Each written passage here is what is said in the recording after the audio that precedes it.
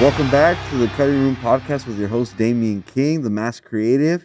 Welcome back. I'm actually back here where I actually started. If you've been following the recent season, I've been doing all my episodes through via audio and recording. I've been editing all my old stuff, but I got Solomon right here, back where I started and gave me my start. Hey.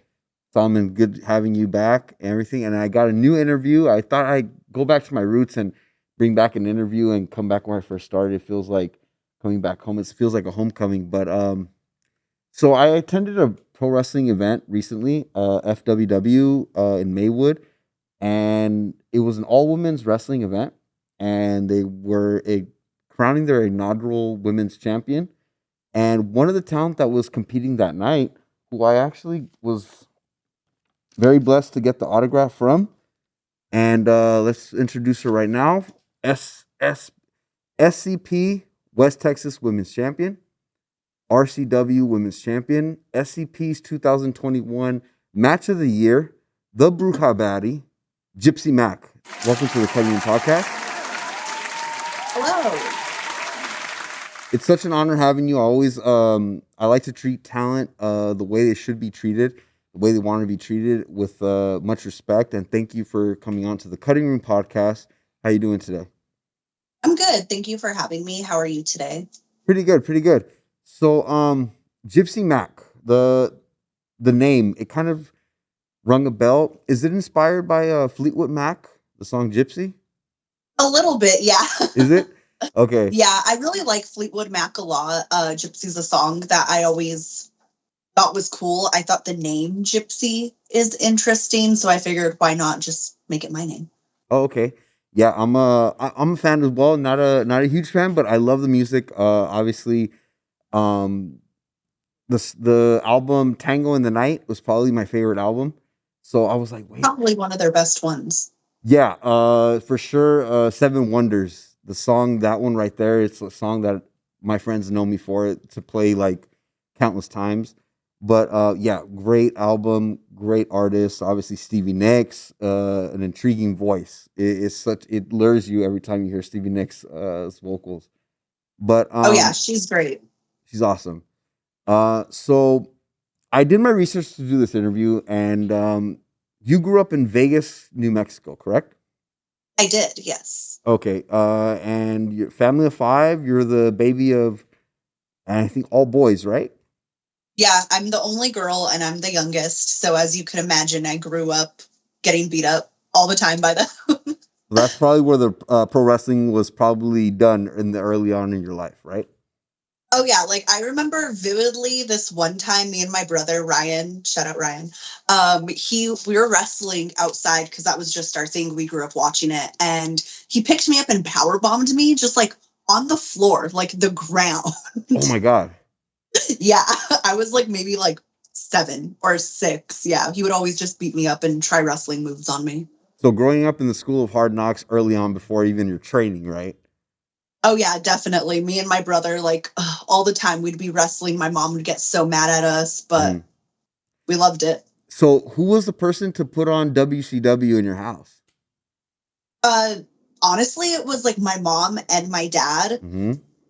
They were both huge wrestling fans growing up. It like stems all the way back to my grandma on my dad's side. Like she would always have wrestling on. And funny story, my mom and my dad actually went to go watch Monday Night Nitro in San Antonio while my mom was pregnant with me. Okay, yeah. Yeah. Do they remember what Nitro it was? No, I wish they did, but they just told me it was like a Monday Night Nitro and it was in San Antonio specifically. Okay. You never seen the movie Saving Silverman, huh? I have, yes. Okay, so basically like Steve Zah's character was like watching a I think who was it? The artist that was like very in that movie, and he was in the womb while he was at the concert. Was So it Neil Diamond? Yes, Neil Diamond, exactly. Thank you very much. Oh my god, my friends are gonna like it, man. Like, how do you not remember That's that? me with wrestling. Exactly. It's Yeah. such a moment where you were like, I wasn't there, but I was present. And it was such a Yes. bonding moment, obviously, for your parents and everything. And then look where you turned out. Now pro wrestler. Yeah, look at me now. Nice. So I'd like to get with every pro wrestler that I have on here, and I'm a huge fan of the sport, and I respect it with everything in my heart. You are only as good as where you learned it from, and this is where I like to bring in a certain name. And how's Seville doing? Oh, damn. Seville's crazy. Yeah. He's good. When and how? Wow, When that and popped me. Oh my god. yeah, I love this moment, and that moment that you just gave me, that reaction actually is what I live for, and I always try to do my best with doing my homework for these interviews. When and how did Gino come into your life? So I met Gino in 2018. We actually met on Facebook. Hmm.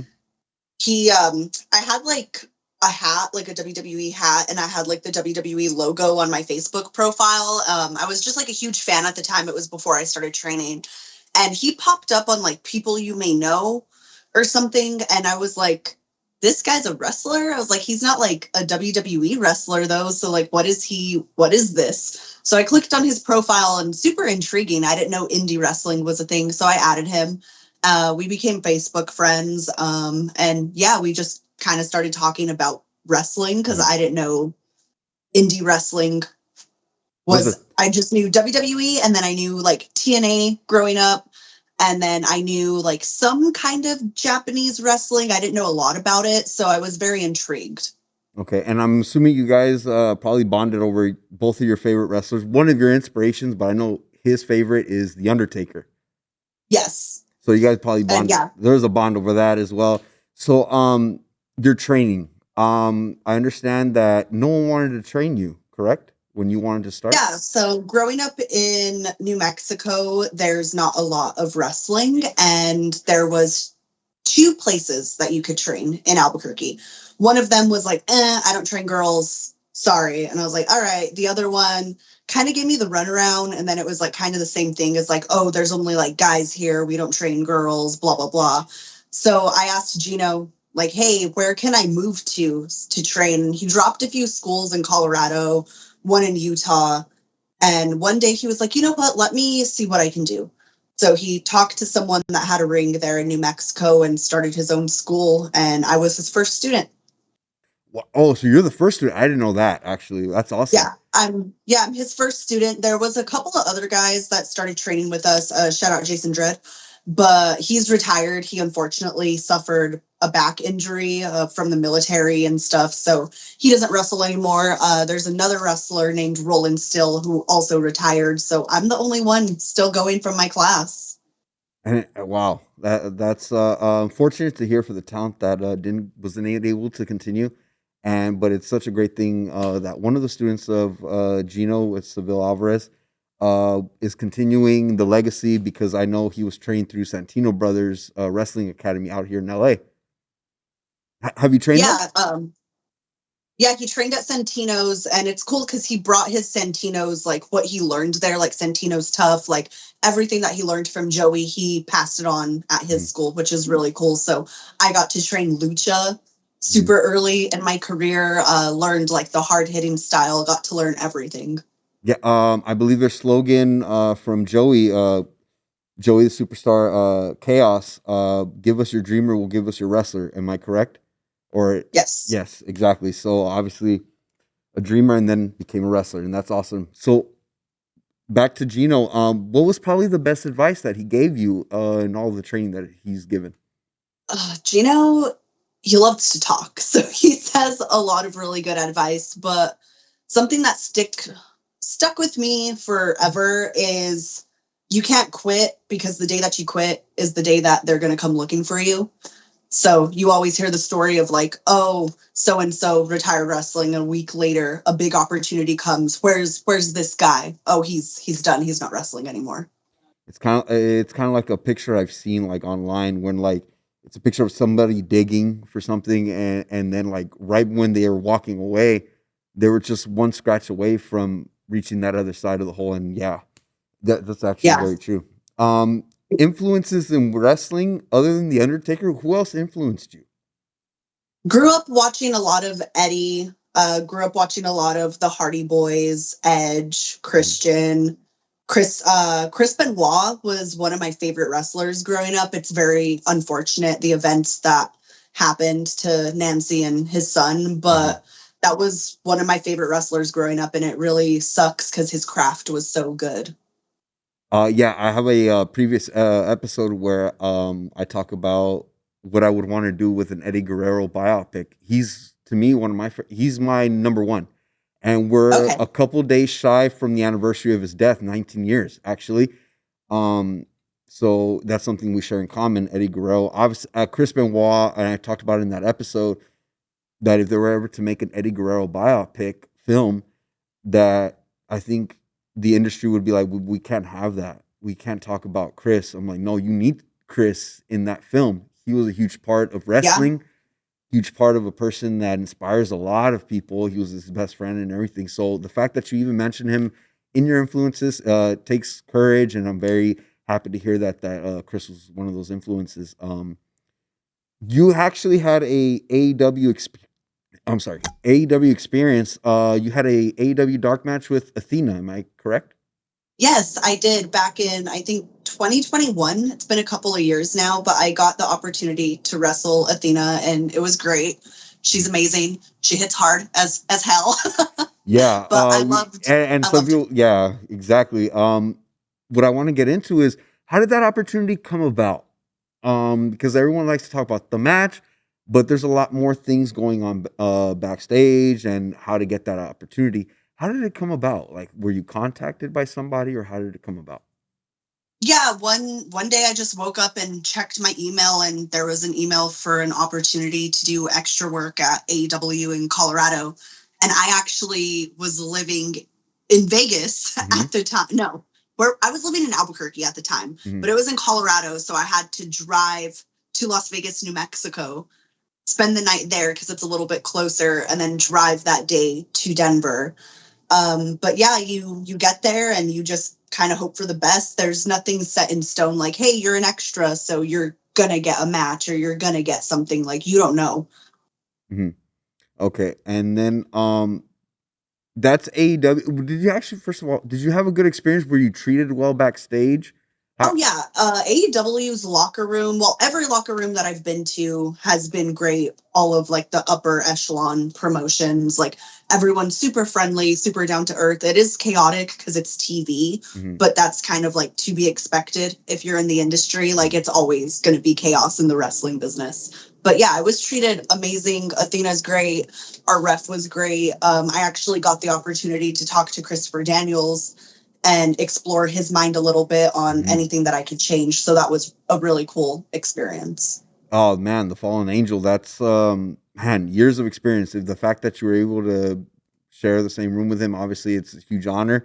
Anybody that doesn't know, the Fallen Angel, Christopher Daniels was the one that really put indie wrestling on the map when indie wrestling wasn't a thing back in his day. And talking about Christopher Daniels, you grew up a TNA wrestling fan. Am I correct?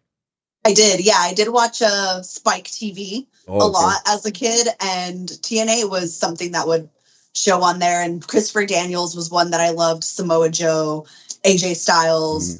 And then, you got Jeff Hardy and all those like WWE guys that started coming over. So it Mhm. was really cool to see a different style than what WWE was producing at the time. Do you remember your first TNA match that you watched or pay per view that came across? How did it come about? I was just watching Spike one day. I couldn't tell you what. I'm pretty sure it was an AJ Styles match because I Mhm. was like, "Oh my god, this boy is so handsome. Who is Mhm. this?" So like he caught my eye right away, and then like the way that he moved in the ring, I was like, "Oh, this is interesting." And there's six sides to it. It's very different. Mhm. But I don't remember the match. I do remember though the beautiful people came out and I was like, "Oh, I love these girls. Like, they're so like pretty, but yet they're like beating ass in the ring." And they called them knockouts. And I just thought like the women's division was so refreshing Mhm. on TNA as well. That's what TNA provided back in the day, and then to this day. But at that moment, she's talking about, yeah, TNA was for sure it was an alternative. Like the six sided ring, like she mentioned, the Styles Clash. The first time you see that Styles Clash finish That was from crazy. It's like What are they doing? what? Yeah. Like the final X match, the Oh, one the X Division match with The the X yeah, Division that's alone. crazy too. It's so funny. I think it's the first time I talk about it on the show. The first time I was exposed to it was through my best friend, who was at the time a huge TNA fan, but I was diehard WWF E at the time. He's like, "Hey, you got to check out this company." I'm like, "Oh yeah, put it on." And you watch it, and it's one of those things. It's kind of like when somebody shows you that indie band that you didn't hear of, and then they put you onto it, and you're kind of like, no, I don't like it because you didn't find it, and it was so different though. But a lot of experience, a lot of those talent that she talks about are now huge veterans. It's so much experience, and it was a great alternative for the time. What do you think about the TNA Impact product now? Do you keep up with it? I keep up with it a little bit. I like to keep up with everything because, my goal is eventually to work for all of these promotions or eventually to get a contract with Hmm. one of them. I'd love to work for TNA, AEW, WWE. They're all amazing. I think TNA is doing a really good job on like kind of turning where they were at because there for a while I didn't really pay attention to it, if I'm being honest. But over the last couple of years, it seems like the storylines that they're doing and like the matches and the product and the wrestlers that they're putting out, it's really eye-catching now. Hmm. One of the things that TNA does so well, and that they were able to produce, and I think that might fit the character, the Bruja Baddie, theme matches, like the Final Mhm. Deletion, and then WWE had the Firefly Funhouse. Do you see a Misfortune Teller match, type of theme in your future, that you would have some type of theme that goes with you? Do you see something that along the lines in your career? I've never actually thought about that before. That's actually really something that I have to ponder on now. I Uh, like that idea because, yeah, I like how Bray Wyatt was like one that I really started watching again when I got back into WWE. mhm. And his character development throughout the years was insane, all the way to that match that he had with John Cena, which it's such a different style match. They didn't even physically wrestle, No, it was a and it was crazy. it was a production, like Yeah. especially what Matt Hardy does in one of her influences. She talks about the Hardy Boys. Matt Hardy had the Final Deletion match, and he shot it out of the Hardy compound, and it was a production. And that's where the Cutting Room podcast comes in. Is that I try to educate people on how films and pro wrestling are hand in hand, and matches like the Undertaker's graveyard match with AJ Styles, that's such a production match, and it's storytelling at its best. They're not Hmm. even in a ring, but they're No, telling a story, and exactly. that's something that when I was doing my homework for this interview and watching your matches and seeing your promos, I'm like, well, she's the she's the Bruja Baddie. She's a witch in herself. We should have a misfortune teller match. And you've actually done hardcore matches in your career. Am I correct? Yeah, I've done a couple of them. How what goes into preparation for that? Like, what do you have to do prior to that? If you don't mind me asking, breaking kayfabe. How do you prepare yourself for those types of matches? Well, the crazy thing, my first hardcore match I had, it was with Beast, who's a wrestler out here in Vegas. I didn't know it was a hardcore match until maybe the day before. I got booked for Party Hard Wrestling, which is a promotion in Arizona I've been wanting to work for since I first got into the business. And they're like, hey, Jamie, who's one of my best friends, Jamie Senecal, she pulled out, she can't do the show, but she vouched for you if you want to do it. So I took the booking. Come to find out, it's a hardcore match. Um, I just kind of said, let's go. Jeff Hardy was one of like my influences growing up. If he can do it, I can do it. I was low key a little bit scared. I'm not gonna lie, but kayfabe aside, everything. I love Beast. He's one of my really good friends, so I knew he was gonna take care of me, and I just said, let's do the damn thing. Like I'm down to take whatever, give whatever. I just want to go viral if I can, and we actually ended up going viral. I got stapled in the nether region, if you would, in Oh that man. match. Eesh. I Yeah, actually, yeah. Going into that, you also do a lot of intergender matches. I do. Uh, do you prefer intergender or competing with another female? Um, I would say early in my career, the first 2 years, I would prefer intergender matches. And I think it's because being a female, you're you're not as strong and you're still kind of learning the ropes and you're not as agile as the men. So you have a hard time with other females, especially being green, not being able to like help you with certain moves and base you and do stuff that you need to. So I thought I was more comfortable wrestling intergender. But now that I'm in my own and I'm a lot stronger and like I know how to do a lot more in the ring, I'm actually having fun wrestling girls a lot more. Okay, yeah. And it's so funny. No, well, not funny. What's pretty weird is that a lot of things could happen in a year. Mhm. Today is the year anniversary of your injury. Am I A correct? little bit, a week shy, but yeah, we're getting pretty close to it. How did that injury happen? I was training with Gino. So I was back in Albuquerque. It was Black Friday, so the day after Thanksgiving. Mhm. I'm training with Gino. We train outside. It's November. It's cold, first of all. I'm doing a baseball slide in between his legs to, I think you saw the pump handle Uranagi that I hit on J Rod. Mhm. So I was trying to get into that move, and he was like, "Oh, let's do a baseball slide. Let's practice it." So I did it like 4 or 5 times. I cleared his legs, hooked it, easy. Sixth time comes around, and I'm like, I'm kind of tired. And the voice in the back of my head is like, "Hey, maybe you should take a break." And Gino's like, "Let's run it again." And I was like, "Whatever. Yeah, let's go." Run, go in between his legs. I catch his ankle with my left ankle, and my leg just snaps. Oh man, how much time did you take off from that after that? What do you mean? Like, Like the recovery how time long after was I that? out? Yeah. I was out for 6 months.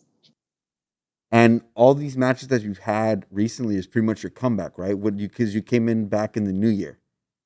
This I past. came back in May. So my first match back was FSW against Brittany Brooks. And it was May, I think like May 4th or May 6th, something Mhm. like that. So yeah, everything that I've been doing in the last couple of months has just been in the last 6 months. I've done 50 something matches already. How do you prepare yourself after an injury like that? Coming back mentally, what's going on through your mind? Mentally, I was angry.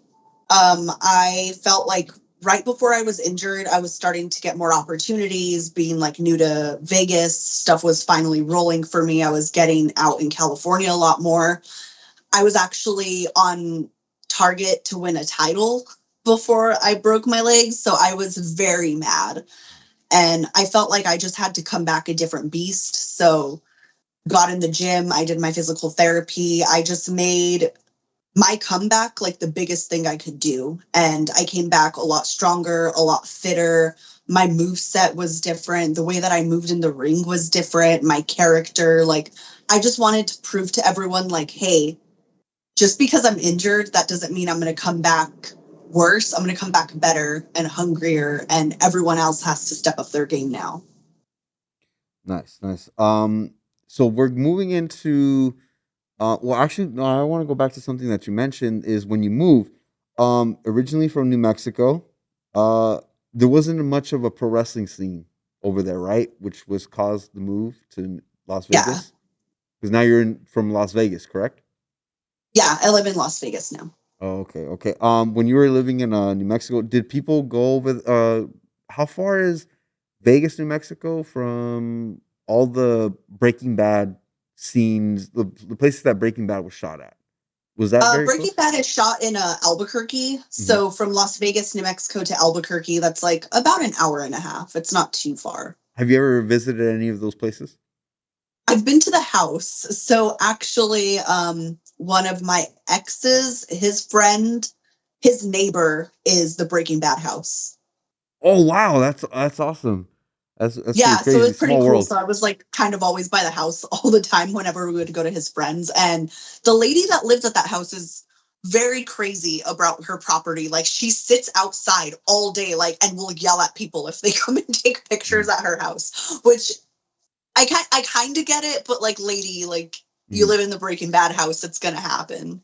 Was the Nightmare on Elm Street owner like that with you when you went to go visit that house? Ah, oh my god, I can't believe you found that. That's crazy.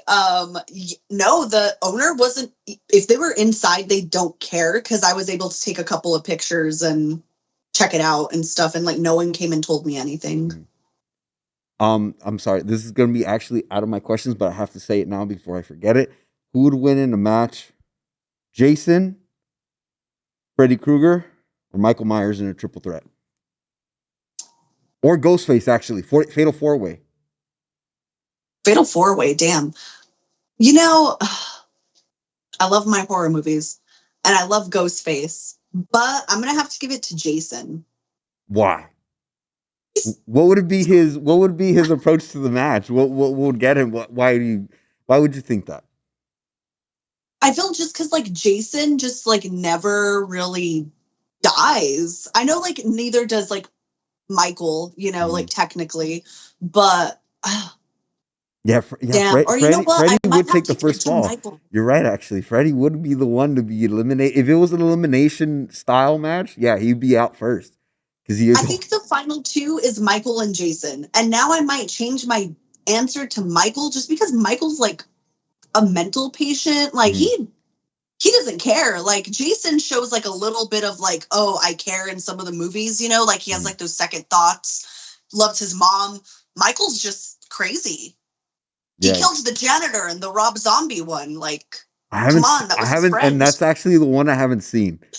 Oh I my god, really? Yeah, but I'll tell you a Oh, movie. I'll actually tell you a movie I did see when doing my research for this interview, which I've never seen. If I have, you would have never mentioned it. Is Grind still your favorite movie of all time? I love Grind. Oh my god. Yeah, it's definitely in there. That's one of my favorite movies, especially from my childhood. I used to watch Grind all the time. Grew up a skater kid. I used to skate. I was a heavier set girl though, so I wasn't very good at it. So I had never heard of it actually ever, and I'm like, Really? never before you would have mentioned it. I was like, okay, Grind. Wow, can we check it out? Um, Hidden Gem. I Thank you. was Okay, I was gonna ask you what did you think? Hidden Gem. Okay, first of all, I didn't grow up a skater. My Okay. all-time favorite skater movie is Lords of Dogtown. Yes. Oh, the World with Pride, man! Like all those movies, that movie exactly is like my all-time favorite scary movie. But Grind, I started watching. I'm like, okay, I could tell what era it was shot in. I'm like, okay, that's the guy from the OC. I've seen this guy, I think, in another movie. But then I think the guy from Dazed and Confused, two people actually from no, yeah, the guy from Dazed and Confused that plays Donnie is the owner of the skateboard shop. I don't know. Yeah.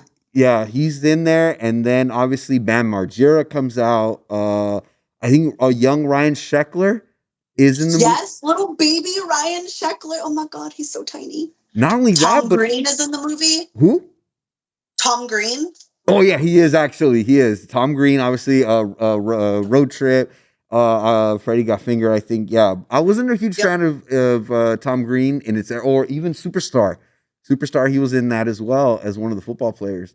But the music, the The music soundtrack to Grind is one of the best soundtracks ever. Simple Plan, Trapped, and there's a connection to wrestling and Trapped. Is Trapped Headstrong was used for Bad Blood theme in 2003. I don't know if you ever saw that one, but then watching this movie, I'm like, okay, I could see, okay, this is good. It takes a while for me, at least for a first time viewer. I was like, okay, it's all right. But then I'm like, oh wait, there's something here.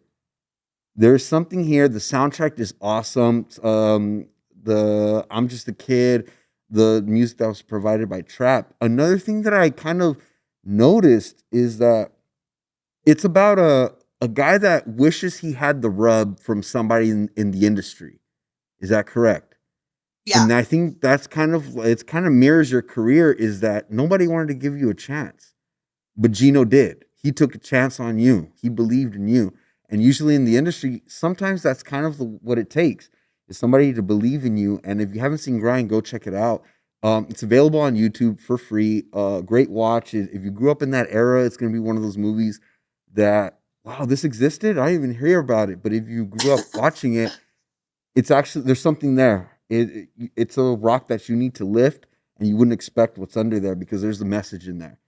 It's about Oh yeah, chasing. it has like such a good heartfelt message about it. And I think that's why I love it, because it's like chase your dreams, like no matter what it is. Chasing from they're from Chicago, and they travel all the way to Santa Monica for the skate show, right?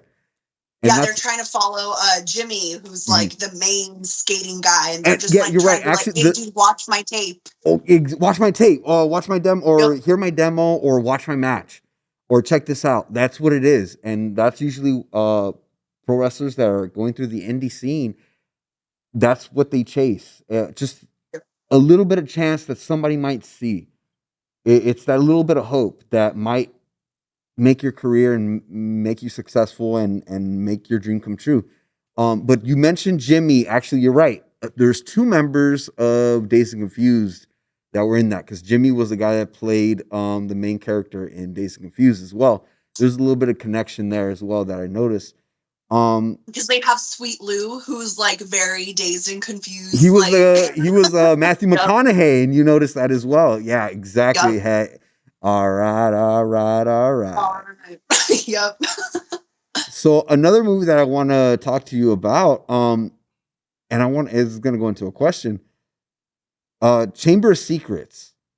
Why do you watch that like periodically? Out of all the ones that you know that are able to be chosen, that one. What is it I about it? just I love it.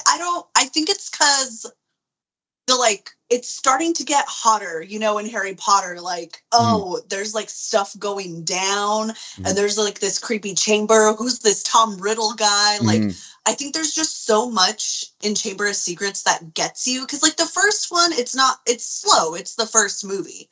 The mm-hmm, second one, it really just like draws you in, mm-hmm, and I think there's such like a character arc for Harry in that movie, because he's like shy little like wizard mm-hmm, boy in the first one, and the second one he mm-hmm. has to get shit done, you know? I'm a huge fan of Prisoner of Azkaban. That one, Prisoner of Azkaban was good too. oh my god, Alfonso Cuarón directed it. Oh my god! But then you're right. Uh, In Chamber of Secrets, we hear about the four founders of Hogwarts, and it's like, whoa, wait, hold on. It's a huge like backstory. It adds backstory, is what Chamber of yes. Secrets has going on. Um, but yeah, speaking about going back to the horror movies, you actually have a tattoo of a character on your arm. Am I correct? Which you showed me at the show. My ghost face tattoo. There it is. Are you how did Scream come into your life? When did you first see that movie? I've been watching horror movies probably as long as I've been watching wrestling. Okay, so they go hand in hand. Oh yeah, my cousin Adrian, he wasn't into wrestling, but he was like my cousin that got me into skating and like grind. He showed me grind. He got me into like the music that I'm into, the movies that I'm into. So he would always just make me watch movies, and my mom would always watch movies too. She was a huge horror movie person, and she just like didn't really like care what I watched. She Mhm. kind of just let me watch whatever as long as I was watching it with her. And I'm pretty sure she put on Scream when it came out. I was like 4 when it came out. So I probably watched it when I was like 6 or 7. Do you have a favorite? And I was infatuated with it. Like, I just thought Ghostface was so cool, and I loved Billy. I blame Billy, honestly. Oh, okay. I'm a huge Matthew Lillard fan. Honestly, I'm Okay, yeah, Stu though. dude. Stu is Stu also Macher. great. He's like, oh my god. He's like, hey, come to my fiesta. Like all his, he Matthew Lillard oozed '90s. I love him, He and is, yes. he oozed '90s. Everything about him in that movie was like, live her alone. Like all those lines are iconic. He spit iconic lines back to back to back in that movie. Like, Oh, and yeah. do you have a favorite Scream movie specifically? The first one. Yeah, no, yeah, I'm Yeah, actually the first one, hands down. the first one. Nothing touches it. The second one was cool. To me, the third one, I don't know why people are like, "Wow, really?" The third one, but The third one, is that the director? exactly. Roman Bridger. Yes. Yeah, when it's her Yes. brother. Actually, when it's revealed. Sorry, spoiler alert. You haven't seen Scream. You shouldn't be on this podcast because you need to go watch it. You have to see Scream 3, all of them, back to back to back. Are you excited or have you heard about the new Scream movie that was announced with the return of Neve Campbell and Courtney Cox? Like the newest one that just came out? No, that's coming out. They're doing another one because they did one without So, them. see, I liked where they were going with the other ones, and then they fired Homegirl. Mm-hmm. So now I'm like, well, They what ended are we up, gonna do I now? think they ended up in New York. It was kind of like that Yeah, Jason that Goes to was New the York last thing. one. I'm like, I'm not watching it. If it's not Woodsboro, I'm not watching it. The New Like, York one was kind of cool because it reminded me of, is it Jason Goes to Manhattan? that one, yeah. I think I never gave it the chance. And there's, yeah. It's funny, but Is it? I'm so bad with movies. Like I will watch any movie and give it a chance as long as it's like produced well. Like the whole like Winnie the Pooh horror, I couldn't do that.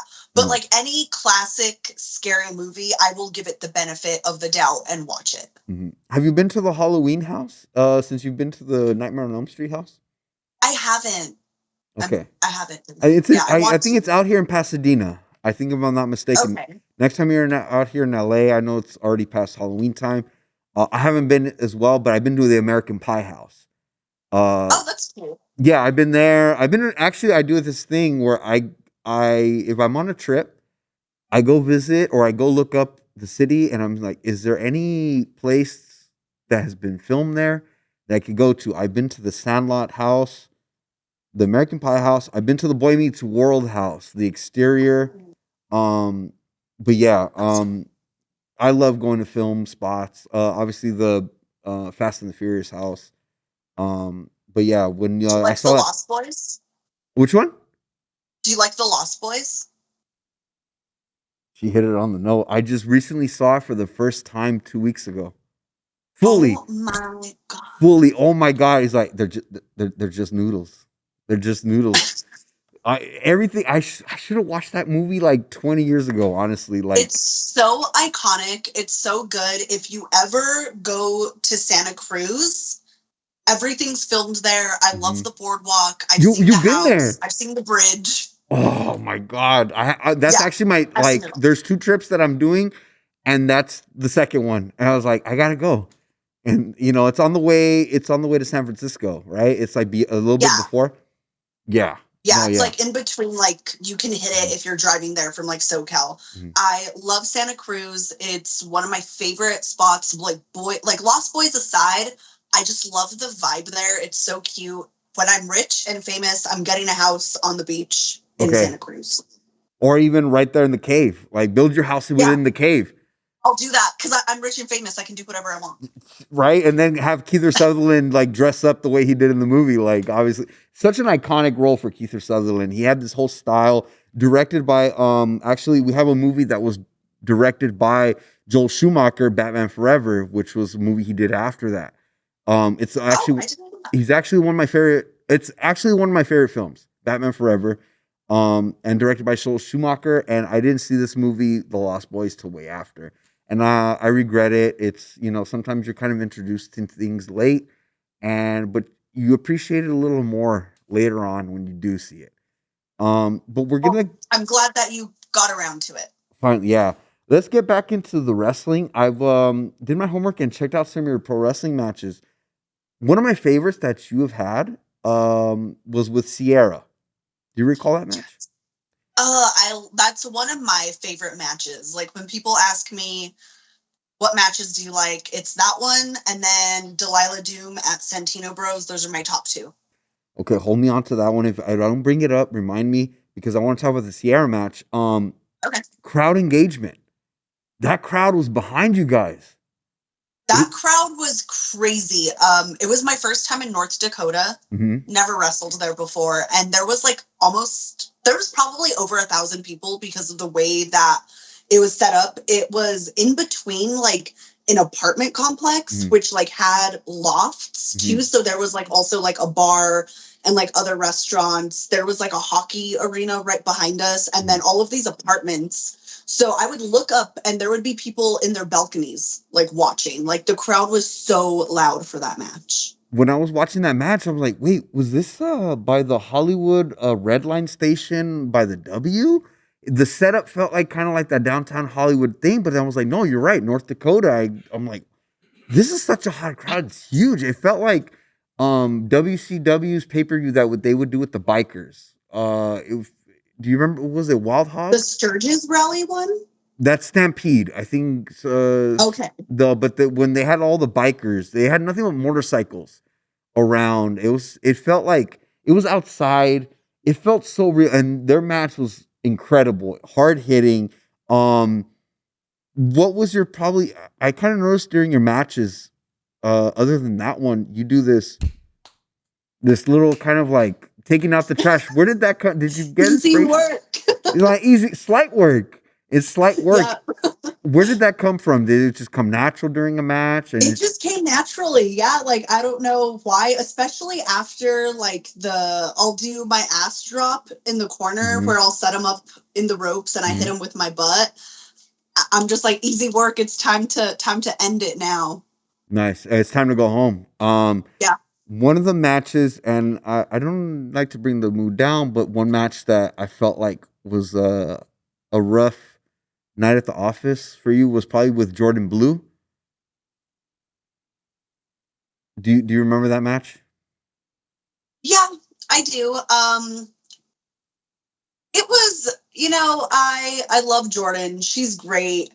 Just different styles. I think that's when you kind of have these matches that aren't, oh my God, that was such a good match. Like me and Sierra, we have a very similar style. Like we both like the hard hitting, that like full contact. Like we like to beat each other up.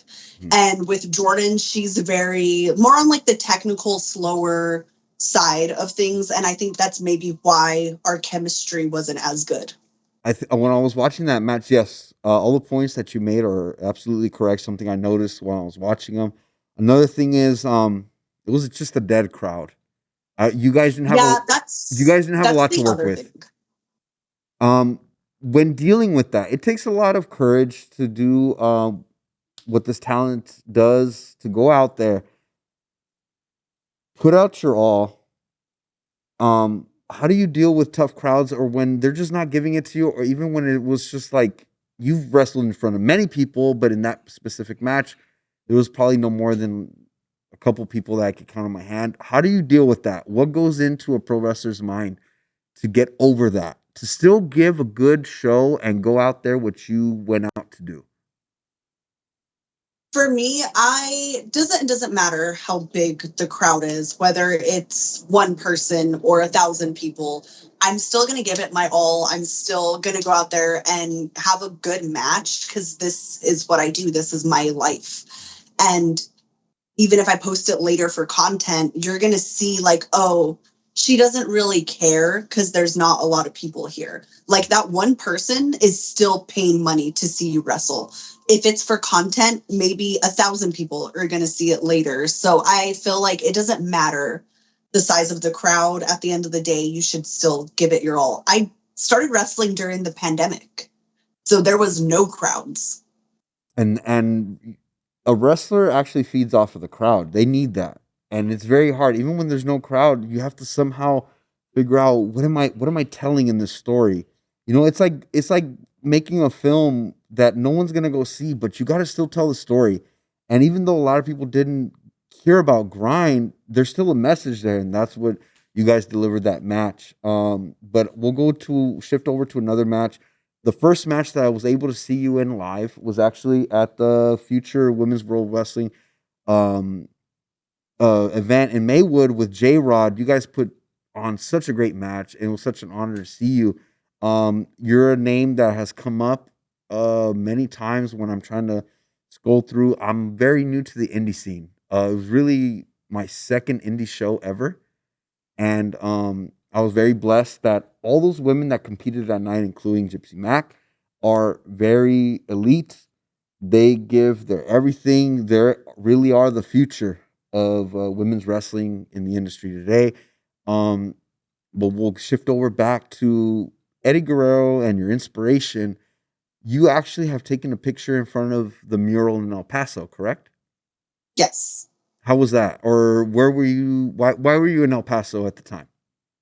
I was in El Paso for a wrestling show. I actually got the opportunity to wrestle on, it was like a mixed tag match. So it was 4-on-4. It was Colorado versus El Paso. Mm-hmm. Technically, it was like Mexico because everyone that I wrestled on the other team was all from like Juarez and across the border. So I got to wrestle like an actual lucha style match and show, like, because they do lucha shows out in like Arizona or like Colorado and stuff, but it's a whole different ballpark when you're wrestling so close to Mexico because it's so traditional and they do things so different. So it was really cool to go see this like mural and like pay my respects to like Eddie and his whole family and then have this like really cool match out in El Paso where I had to do like the lucha. Do you have a favorite Eddie Guerrero match? There's a few. Uh, One of my favorites that I probably watch at least every couple of months is him versus Rey Mysterio at Halloween Havoc. Okay, yeah, and I've talked about that match on this episode. Um, have you ever seen The Phantom?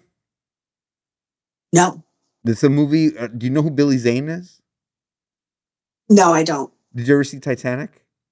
Yes, Do you remember the Cal, the future husband of Rose? He yes. played a superhero actually. And his name was the Phantom.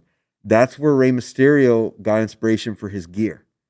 Oh, that's really cool. If you ever get the chance to check out The Phantom with Billy Zane, it's a movie I would recommend to you. And it's where the gear, the famous gear, it's so famous. Like Rey So Mysterio, iconic. oh my god! And even just Eddie coming out, Eddie hair dripping down, cruiserweight title hanging over his shoulder. And it's such a heel move when he does that. Roman also has done it, but such a great moment. I was actually blessed enough to see Eddie wrestle twice. One of them, the first time I ever saw him live was SummerSlam '03 in Arizona when he was defending the U.S. title against Benoit and Rhino. That's really cool. And then got to see him at the Staples Center when he bled practically his whole body against JBL. I think like I watched that match when I was a kid, and me and my roommate just rewatched it Mm-hmm. not that long ago, and oh my god, how did he keep going? Because it ended in That a match was DQ. insane. It ended in a DQ, and the chair shot happened pretty early on. Yeah, like that's what's the craziest part about it is that chair shot happens and there's like a puddle of blood and the match goes for like another like They 10 they minutes. ended in obviously the chair shot. If anybody who hasn't seen it, it was for the WWE Undisputed title that Eddie was holding at the time, and JBL hit him with a chair shot, and then and I'm not gonna mention like what goes beyond it, but obviously bled, and oh my god, drips, everything, and Insane. they stopped the match, but they kept going. Eddie is such a master of knowing the crowd, and it's something that you do as well. You read the crowd so well. One of the moments that I noticed, I'm like, oh, you know what? She has it. If it was something you learned from Gino himself, thank God to Gino that he knows how to teach the future of pro wrestling today. Something that I've noticed is that you engage with the crowd when you're working heel and you got the baby face in even just a sleeper hold. That crowd quiets down and you shout out like, "Oh, you ain't talking now, huh?" Like I've noticed that you love to get that reaction and something you're so good at, and it's something that being a heel. Some people say, "Oh, it's easy being a heel." Not everyone can do it, and that's No, something that Gypsy Mac does so well in her matches. thank you. Going back to Eddie in El Paso, while you were over there, and obviously there's one in Vegas now, and I have to ask the famous question: In and Out or Whataburger? I think I might get a lot of hate for Oh this, my god, I know where she's going with this. but overall, I'm gonna have to say Whataburger. Yes. Don't come for me, guys. I'm sorry. What is it? Sorry. I don't get it. Why everyone gets so like, oh my god, like Whataburger just has better options. I don't know They why. do. Like, they have better options. They have better fries. They have What are the fries. fries at In-N-Out? Oh my god, I can't get it. Everyone, I think I had Brittany Brooks on here prior, and she's from Arizona, and obviously, like if you're in Arizona, there's only Whataburger. I don't think I think she mentioned she didn't like it, or she has never tried it, or I think, but I don't get why people. I don't get the fight. I think Also, in New Mexico, Whataburger has green chili doubles. You can't touch that. Like green chili I gotta go to New all the way. Mexico. I gotta go to New Mexico. Yeah. Oh man, I gotta go. Also, going back to El Paso, did you try Chico's Tacos? I didn't get the chance to. It's so hard to do so much stuff when you're traveling for wrestling Yeah. because most of the time I drive the day of or fly in Mhm. and I get there like maybe a couple of hours before I have to be at the venue. So I have to like pick and choose what I want to do. Okay. Okay. But And next time I'll per- have to do that. perfect. Perfect. And I hope next time that you're in LA, we can get an in studio interview with you. I'm not trying to put you on the spot, but if ever in the chance in the future I could get you on here, we could talk more wrestling, more films. I would be honored to have Gypsy Mac in the cutting room as well. Again, in Yeah, person. Perfect. Perfect. Last question for you. What is the legacy that you want to leave behind? that's a good question. I feel like the legacy I want to leave behind is,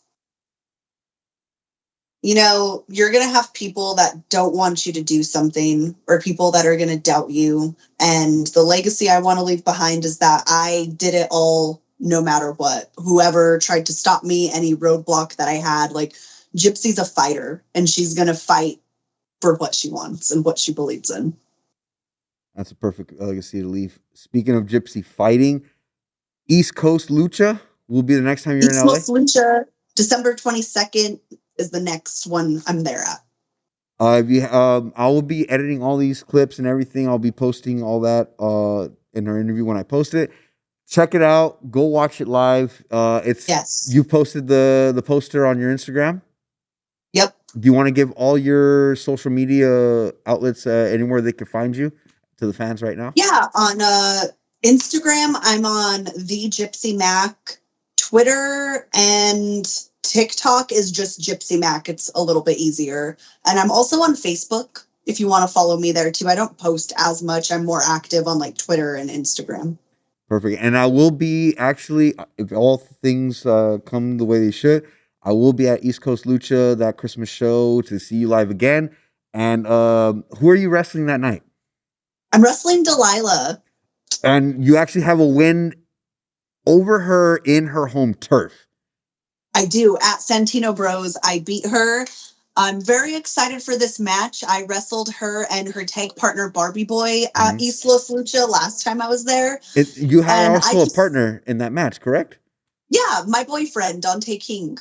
Check out Dante King and Gypsy Mac Yes. together. They have multiple matches together online. Great tag team. But I will be there live to check you guys. Oh, I'll be there live at the East Coast Lucha show to check you out to wrestle Delilah Doom. Would this be the strap match, third match between you guys?